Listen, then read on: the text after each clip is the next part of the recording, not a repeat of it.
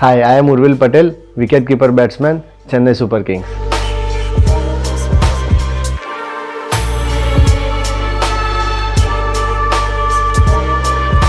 To 2022 था, upcoming 23 IPL के लिए 2022 में ट्रायल्स हुए थे। वो टाइम में मैं पहले से ही एक्साइट था सीएसके के लिए, और जब मैंने सुना कि मुझे ट्रायल्स में जाने का मौका मिला, तो I really happy. And trials Coimbatore में थे, तो सब कोच वगैरह आए हुए थे, अंबती भाई भी थे, तो वो, और उधर ट्रायल्स में बैटिंग भी अच्छा हुआ था, और होप उधर से कहीं ना कहीं मुझे ऐसा था कि वो टाइम में अगर मैं सीएसके में पिक हो जाऊँ तो अच्छा है। पर जो थैंक गॉड कि वो टाइम पे मैं नहीं हुआ, पर अभी मैं हुआ, तो उसके लिए भी बहुत बहुत my thank you for my God.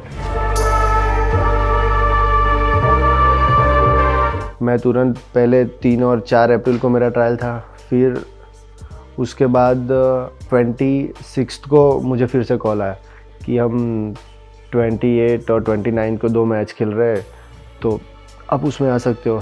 तो फिर मैं फिर से भी एक्साइट था कि कहीं ना कहीं अपॉर्चुनिटी दिख रही थी कि ये साल नहीं तो अगले साल के लिए। तो फिर वो उधर आया, और इधर जो मैच खेले हम, सिलेक्शन मैच, मतलब ट्रायल्स मैच, एक इंट्रा स्क्वाड के साथ खेले, फिर हम दूसरा जो नेक्स्ट बॉलर थे उनके साथ खेले।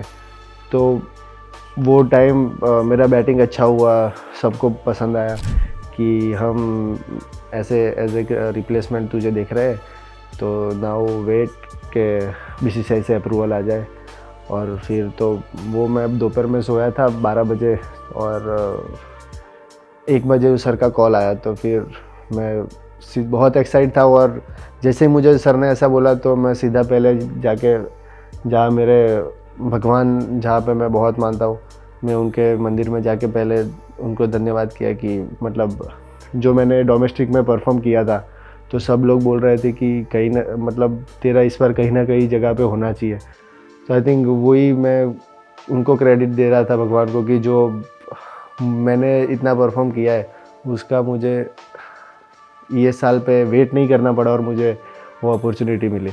तो आई थिंक मैं बहुत एक्साइटेड था। फिर जैसे मैंने फैमिली को बताया कि ऐसे मेरा सिलेक्शन हुआ है, तो फैमिली भी बहुत खुश था। फिर रात को सेलिब्रेशन किया, सब फैमिली साथ थे हमारे, तो फटाके फोड़े और सब ने बहुत अच्छे से सेलिब्रेट किया। और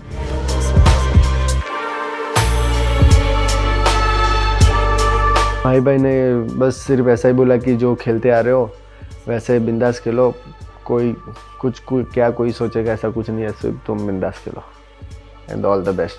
सिंपल, बहुत ही सिंपल, 5 सेकंड में हो गया था उनका। मेरा नहीं, इंडिया में मोस्टली जितने क्रिकेट खेलते हैं उन सबका ये आइडियल है वो। तो यस, मतलब जब मैं उनसे पहली बार मिला था 2023 में प्लेऑफ्स में, इधर सीएसके वर्सेस जीटी में, तो पहली बार उनसे बात हुआ था, तब मैंने उनसे फ़ोटो क्लिक करवाया था। तब मैं जीटी के जर्सी में था और वो उनके ये सीएसके के जर्सी में। तो नाउ अभी वो फ़ोटो देखता हूँ ना, तब बहुत अच्छा लगता है कि मेरा, मतलब जिसको मैं आइडियल मानता था और जिसके साथ रहे, सिर्फ उनको मिलने का सपना था, अभी उनके साथ ड्रेसिंग रूम शेयर करने मिल रहा है, उनके साथ, उनके अंडर में मुझे प्लेइंग 11 में जगह मिल रही है, और दोनों एक ही जर्सी में। तो बहुत ही अच्छा लग रहा है। और कहीं ना कहीं मैंने एक ही मैच में उनसे इतना फील किया है कि इतना शांत रह के कैसे क्रिकेट में मतलब इतना बड़ा प्लेयर, इतना बड़ा मतलब एज अ ह्यूमन बीइंग, कि इतना अच्छा और इतना शांत कैसे रह सकता है। तो रियली बहुत बड़ी बात है हमारे लिए, क्योंकि सीएसके में हम उनको, सीएसके में कहा, हर जगह पे देखते हैं उनका क्राउड सिर्फ और सिर्फ उनके लिए आता है देखने के लिए। तो आई थिंक जो एक ही चीज़ बोलता हूँ कि पेशेंस बहुत इम्पोर्टेंट है, क्योंकि हम सोचते हैं कि ये हो जाए, पर मुझे लगता है वो हिसाब से ऊपर वाला ने हमारे लिए बहुत अच्छे से सब कुछ सेटल किया होता है।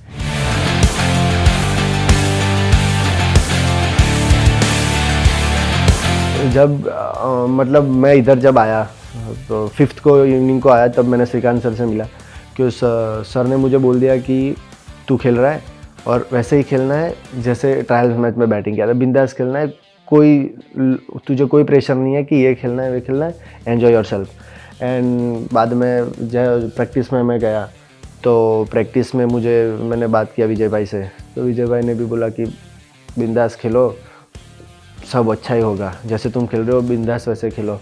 फिर सब सीनियर्स लोग ने मुझे कहा कि तुम खेल रहे हो तो बिंदास खेलो। फिर फ्लेमिंग आए, फ्लेमिंग सर ने मुझे ज़्यादा नहीं बोला क्योंकि उनका बोलने का तरीका मुझे समझ आता नहीं था, तो सर ने सिर्फ इतना बोला, hi Brody, you are playing at number 3। मैं तो ओके सर क्योंकि अगर वो ज़्यादा बात करते तो मुझे समझ नहीं आता इंग्लिश की वजह से। और फिर जब मैच के दिन गया तब पहला तो वही मोमेंट माही भाई के हाथ से कैप मिलना, और फिर जब बैटिंग आया पहली ओवर में तब मैंने ज़्यादा नहीं सोचा था क्योंकि मुझे पता था कि मुझे कोई प्रेशर अभी दिया नहीं है किसी ने, या फिर मैं कुछ प्रेशर लेना नहीं है। मेरे पास जो भी है अभी वो कमाने का ही मौका है, खोने के लिए कुछ था नहीं मेरे पास। तो मैंने जाके बस नॉर्मल बैटिंग किया जैसे मैं डोमेस्टिक सर्किट में खेलता हूँ, जैसे मैं प्रैक्टिस मैच में खेला था। और मैंने जो अपने आप की जो स्ट्रेंथ है उसको मैंने बैक किया, और मुझे लगा कि दूसरा बॉल ही छक्का मारने जैसा है, तो मैंने वही अटेम्प्ट करी और चला गया।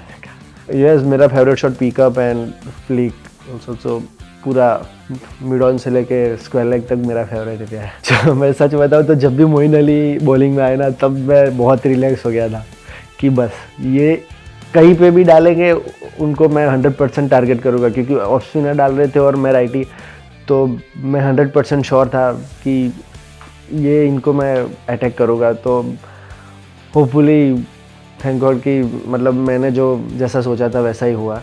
तो फिर बहुत अच्छा लग रहा था कि मोइन अली आए थे क्योंकि उन्होंने सिर्फ कॉनवे खेल रहा था तो उसके लिए उनको लाए थे, पर ग्रेटफुली कि मैं ही स्ट्राइक पे था तो मैं उनसे अटैक कर पाया।